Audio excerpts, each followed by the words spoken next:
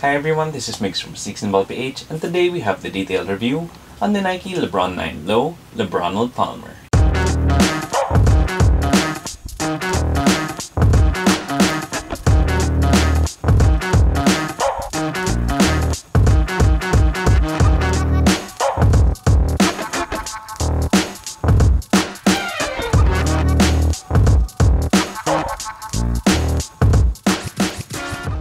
Before we get started, if you do like the video, please make sure to leave a thumbs up down below. And if you have any comments, questions, or any suggestions for future videos, please feel free to leave them in the comment section down below as well. Then I'll also make sure to leave a link to our Facebook group down below, so I do hope you can join us over there because that is a place where we talk about sneakers and basketball quite a bit, and it's also where we have the SNBPH steel cabinet where I, as well as a lot of our other members, take some shoes that we no longer use and put them up for bidding at way below market value.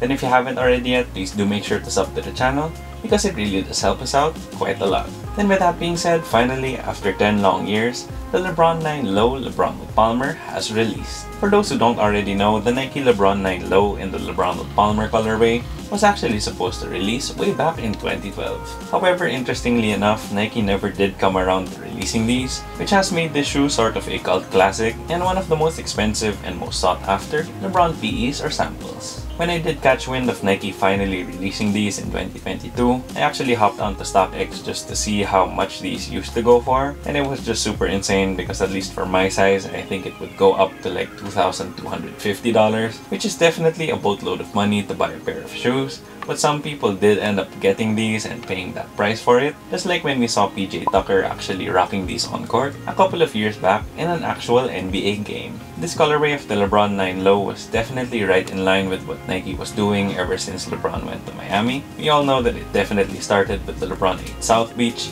but given the success and how much those used to go for, I also do think that this would have been an instant sellout if it did end up releasing. Like I said a while ago though, these never ended up releasing to the public, but the shoe was just so coveted, especially with LeBron shoe collectors, that Nike did end up taking this LeBron Palmer colorway and putting it on other shoes like the LeBron 12 Low and the LeBron 18 Low. Of course, even though the LeBron 12 Low and the LeBron 18 Low had a similar color palette, a similar pattern on the upper, it never really hit the same as the OG LeBron 9 Low LeBronold Palmer. The LeBronold Palmer colorway is actually inspired by the Arnold Palmer drink, which was made famous and also named after the legendary golfer Arnold Palmer. The drink itself is actually one of LeBron's favorite drinks, if not his favorite drink at the time, and it is just basically a non-alcoholic drink that's a mix of iced tea and lemonade. That's definitely an interesting theme, but it did seem very fit for the summer, and this shoe definitely has a lot of that summer Miami vibes, which is definitely what makes this shoe so vibrant and makes it really stand out. All in all, I do think I have to give major props to Nike for finally bringing these out and releasing these in 2022, because just like the LeBron 7 MVP, the LeBron 8 South Beach, the LeBron 9 Watch the Throne, this LeBronold Palmer LeBron 9 Low was another one of those shoes that I, as well as a lot of LeBron shoe fans all over the world, thought that they'd never be able to get their hands on. I really hope Nike continues doing this with the LeBron shoe line, because there are definitely a lot of gems throughout the LeBron shoe line that have either never been released or super limited and hard to get way back when they first released. Then this year does mark the 10th anniversary of the LeBron 9. And though it has been 10 years, I do think the LeBron 9 is still a very serviceable basketball shoe, and I can also definitely say the same for the LeBron 8 because I actually use those pretty often to play basketball. So given that this shoe was a basketball shoe 10 years ago and that I still play in LeBron retros to this day, let's take a quick look at the tech specs. So starting off with the traction, you basically have the same exact pattern as the LeBron 9 High, with that sort of chain link pattern here on the medial side and most of the forefoot, and that sort of net or waffle pattern here on the lateral side and most of the heel. You also do have a mix of solid rubber and translucent rubber, with the translucent part actually being glow in the dark. Given that I do actually play basketball in my other pair of LeBron 9s every now and then, I definitely think that the traction on these will be pretty reliable. It does have a good strong grip on court, and you'll be perfectly fine with the traction on these for as long as you keep them relatively clean.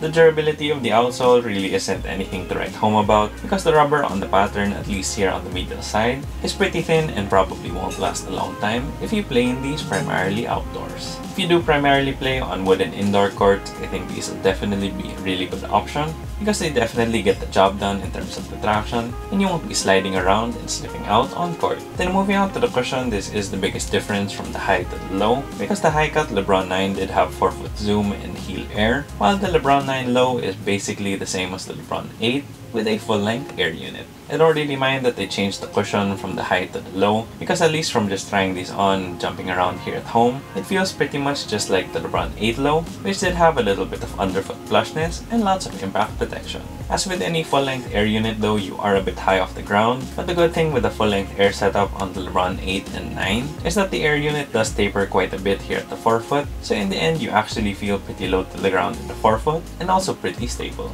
The cushion on the shoe is definitely pretty comfy underfoot and pretty stable, and it does provide a boatload of impact protection, but of course given that this shoe is 10 years old, just don't expect anything along the lines of boost, react, or like a full-length zoom strobel. Then moving on to the materials, the LeBron 9 Low is pretty much just in line with all of the shoes from that era, because it does make use of a lot of fuse and plasticky mesh. You do get fuse pretty much all around the shoe, however it also does have a lot of cutouts where you have this thin screen mesh. That mesh definitely has a lot of plastic in it, but at least it's really thin, which does allow it to move pretty well with your foot and provide a lot of ventilation. Then for the other materials, you do have this soft and actually silky feeling sock liner, these thin flat laces, and this nice and padded tongue with open-celled mesh. Overall, the materials on this shoe are definitely on the plasticky side, but if you do play basketball in these, or even if you just walk around casually and allow the materials to break in, they definitely will get a lot softer and will start to mold to your foot. But of course, in the end, this is definitely a far cry from the materials we now get in 2022.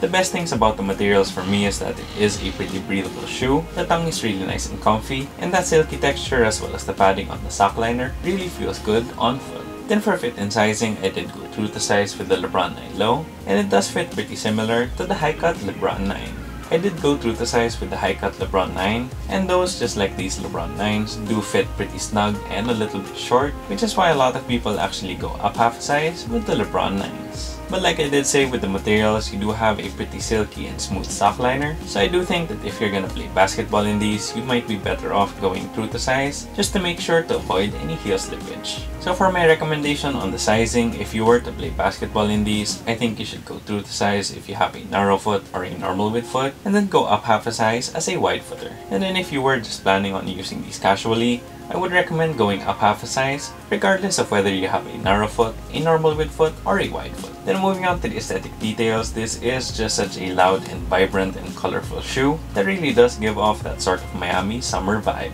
Starting off with the outsole, you do have this solid rubber in this bright mango color, that translucent glow-in-the-dark rubber, and your LeBron crown logo here at the heel in this blue and green. Then moving on to the midsole, you do have that full-length air unit with a clear Nike air bubble, which allows you to see those Peach Mango Air Max pillars. Above that, you do have this sort of greenish blue phylon, and then for the upper, it is mostly this pale yellow. You also do have this palm tree pattern all over the fuse overlays, and then here at the midfoot, you do have this big Nike swoosh in that bright mango, and on the medial side, you have a smaller reverse Nike swoosh. Then moving on to the tongue and the laces, they are both in that bluish green, but you do have a bright mango crown logo here at the base of the laces, and a yellow LeBron logo on the top of the tongue. You also do have bright mango with that palm tree print here at the midfoot lockdown wings, and on the sock liner as well. Then for the last few details, you do have this gold diamond shape here at the heel with the crown logo, and then on the insole, it actually does show that Arnold Palmer drink with a LeBron logo on the glass. Then moving on to the overall aesthetics, I do think it's safe to say that this is a definite head-turner. Those bright mango hits here at the sock liner and the Nike swoosh, that bright mango as well on the full-length air unit, and that glow-in-the-dark outsole, you're definitely gonna get noticed with this shoe because those colors are just really vibrant and really pop. I think this colorway is just one of the most unique looking in the entire LeBron signature shoe line, and just gives you that relaxing Miami Beach vibe while you're enjoying a glass of Arnold Palmer. Overall, I really do like how the shoe looks, and given that it is already summer here in the Philippines, this is definitely gonna be in the rotation, whether it's for casual use or basketball. Then moving on to the price, the Nike LeBron 9 Low LeBronold Palmer retails for 9,995 pesos here in the Philippines, which converts to around $200 US. There actually hasn't been any like recent news or recent updates on when these are releasing in the US and for how much. But from what I was able to look up, these are either gonna retail for 200 or 210. And then for the release date, there really isn't any news, but hopefully these do come out sometime in April. For those in Asia and I think Europe as well, these are now available. And if you do live here in the Philippines, these are still available in quite a few sizes. And you can either get them from Nike.com or Titan. So there you have it guys, that was my detailed review on the Nike LeBron 9 Low LeBronold Palmer. Once again, if you liked the video, please make sure to leave a thumbs up down below. Then if you haven't already yet, please do make sure to subscribe to the channel and click that bell icon for notifications. And as always, whether you're looking for that retail win or you're on a Miami beach enjoying a cold glass of Arnold Palmer, just keep on hunting.